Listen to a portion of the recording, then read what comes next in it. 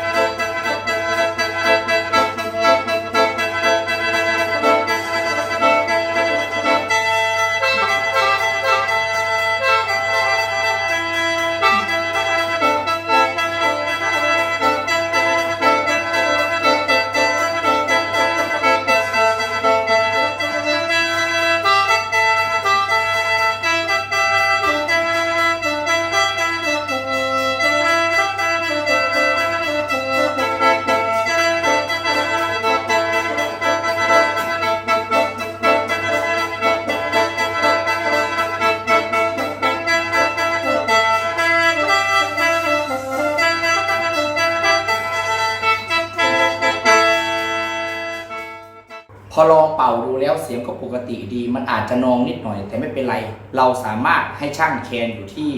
บ้านท่าเรืออำเภอนาว่านครพนมซ่อมให้ได้นะครับแคนของดีจากอำเภอนาว่านครพนม1ตำบล1ผลิตภัณฑ์สามารถไปอุดหนุนได้นะครับที่บ้านท่าเรืออำเภอนาว่าจังหวัดนครพนมถ้าคิดว่าคลิปนี้มีความสนุกมีประโยชน์ก็ฝากกดติดตามช่องหมอลำอั๋นพาม่วนและหมอลำอั๋นพาซิ่งด้วยนะครับขอบคุณทุกท่านที่เข้ามารับชมไว้เจอกันใหม่คลิปหน้าสำหรับวันนี้ลาไปก่อนสวัสดีครับสวายดูเมียงปลามะม่วงมะพร้าว